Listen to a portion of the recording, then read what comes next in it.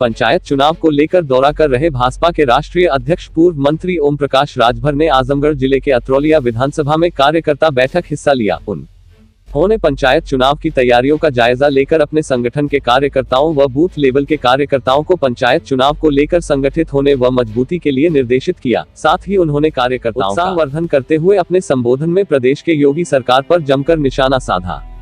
भाजपा के राष्ट्रीय अध्यक्ष व पूर्व मंत्री ने कहा कि जिस प्रदेश में पत्रकार मारा जाए, सुरक्षाकर्मी मारे जाएं, सरकार में एसपी गुंडा एक्ट मांग रहा हो, न देने पर गोली मार दी जा रही हो। हाथरस की घटना को लेकर कहा कि कानून व्यवस्था पूरी तरह ध्वस्त है, कानून नाम का कोई डर नहीं। मुख्यमंत्री काठ की पुतली है, उन्हें ब्यूरोक्रेट नचा रहे हैं। यहाँ अपहरण कुटीर उद्योग बन चुका है। लॉ एंड ऑर्डर योगी की जुबान व ब्यूरोक्रेट के हाथ में है। बाइट ओम प्रकाश राजभर, राष्ट्रीय अध्यक्ष भाजपा। आप देख रहे हैं GGS news 24 bureau Atraulia Azamgarh. Ashish Kumar Nishad की रिपोर्ट। क्या कि कार्यकर्ता समीक्षा बैठक, हम उत्तर प्रदेश में 300 विधानसभाओं में बूथ स्तर तक संगठन का काम कर रहे हैं। तो जो संगठन में पदाधिकारी बनाए जा रहे हैं उनको एक जगह जुटा करके उनसे बात करते हैं, उनको समझाते हैं कि ये हम आपको संगठन में क्यों जोड़ रहे हैं, उनको विचारों से लैस करते हैं। उसी उद्देश्य से यहाँ ये बैठक हुई है। मंत्री जी, आज देखा जाए अगर उत्तर प्रदेश में कानून व्यवस्था को लेकर के तो क्या कहना चाहेंगे आप इसके लिए? जी, जिस प्रदेश में पत्रकार मारा जा रहा हो, जिस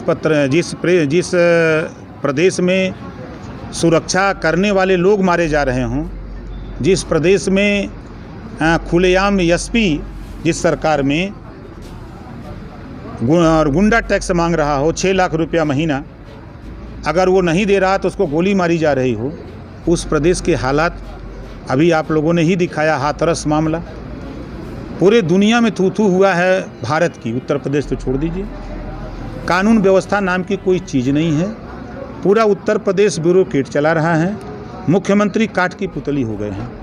जैसे ब्यूरोक्रेट उनको नचा रहा उसी तरह वो नाच रहे हैं। यहाँ अपहरण कुटीर उद्योग बन गया है और लॉ एंड ऑर्डर सिर्फ योगी जी की जबान पर और ब्यूरोक्रेट के हाथ में है और धरातल पे कुछ नहीं, कोई सुरक्षित नहीं। जैसा कि अगर कहा जाए कि यूपी सरकार ने जो 6 महीने के अंदर बेरोजगारों को रोजगार देने का दावा किया है, क्या लग रहा है इसे? दुनिया में अगर झूठ बोलने वाली कोई पार्टी है तो बीजेपी, भारतीय झूठ पार्टी।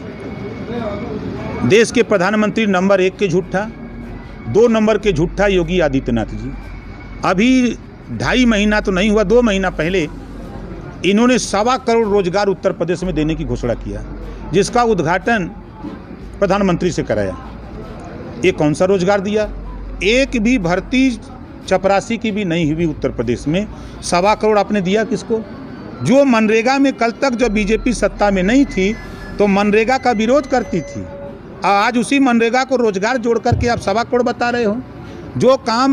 जो दुकान बंद थी, चाय की, मीठे की, कपड़े की, रेडीमेड की, मेडिकल की, जो दुकानें बंद थी वो दुकान खुल गई, उसी को जोड़ करके आप बता रहे हो कि हमने रोजगार दे दिया। ये 100% बीजेपी ने कहा था कि हम सरकार बनेगी, 2013 में बोला था सरकार बनेगी तो हम युवाओं को 2 करोड़ रोजगार देंगे। नोटबंदी करके मोदी जी का बयान आया कि 3 लाख कंपनी बंद कर दिया। GST ले आए, एक देश एक टैक्स, लेकिन पेट्रोल डीजल पे GST नहीं होगी चूंकि वो अडानी अंबानी का है, इस नाते उस पर GST नहीं। GST लाया, निर्मला सीतारमण जी ने लोकसभा में बयान दिया, प्रश्न पूछा गया तो उन्होंने कहा कि 6 लाख कंपनी GST आने के बाद बंद हो गई।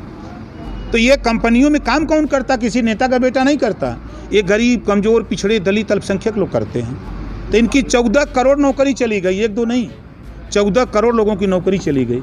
ये महंगाई कम करने के लिए आए। 45 रुपये आलू बिक रहा है, 50 रुपया प्याज बिक रही है, यही महंगाई कम हो रही है। जो 340 रुपये में गैस सिलेंडर 2014 के पहले था, आज 700 के लगभग हो गया।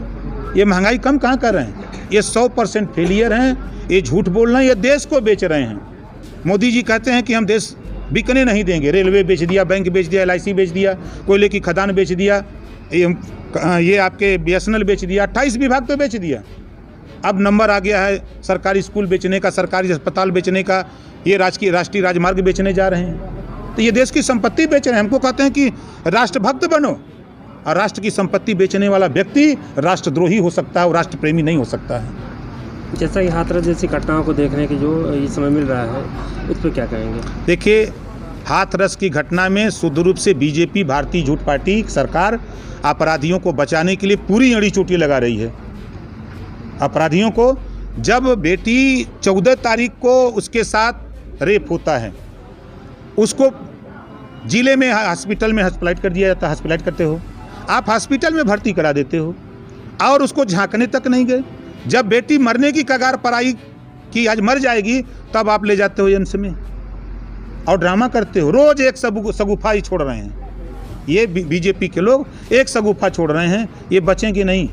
दुनिया एक तरफ हो और ये जो अपराधी हैं इनको सज़ा मिलेगी। वहाँ की जांच टीम का ये भी कहना है कि उसके साथ ऐसी रेप जैसी घटनाएं कोई हुई नहीं। ये कहाँ तक सच्चाई है? देखिए, संविधान में व्यवस्था है, आर्टिकल 375 व्यवस्था है, अगर लड़की के साथ छेड़छाड़ भी हुई तो रेप की घटना मानी जाएगी। अभी सुप्रीम कोर्ट ने कहा है कि लड़की को कहीं भी चोट अगर है उसके साथ खिलवाड़ करने की, तो उसके खिलाफ 376 का मुकदमा होगा। ये कहाँ बताएंगे? ये सब झूठे बता रहा हूँ ना। बीजेपी ये झूठ पार्टी है। ये सब झूठ बोल रहे हैं, ये अपने बचाने के लिए, ये अपराधियों को बचाने के लिए। आपने देखा ना, समाजवादी पार्टी के लोग गए, लाठीचार्ज हुआ। उन लोग दल के लोग गए, लाठीचार्ज हुआ। उसके बाद संजय सिंह गए, आम आदमी पार्टी, उनके ऊपर स्याही फेंकी गई, उनके साथ बदतमीजी हुई। पत्रकारों के साथ बदतमीजी हुई। अगर रेप नहीं हुआ तो तूने ही पत्रकारों को क्यों रोका? कौन रोक रहा था? तुम इनके साथ लाठीचार्ज क्यों कर रहे थे? तुम वहाँ साक्ष्य मिटाने में लगे हुए हो। शुद्ध रूप से ये अपराधियों को बचाने में लगे हैं। एक निर्भया कांड होता है, उसको विदेश में इलाज होता है। एक दलित की बेटी होने के नाते उसका इलाज आप जिले हॉस्पिटल में करा रहे हो, बात करते हो कि नहीं हुआ है। जो ऐसा कहता है, जिस दिन उसके परिवार में ये घटना होगी तब वो कहेगा कि नहीं हुआ है।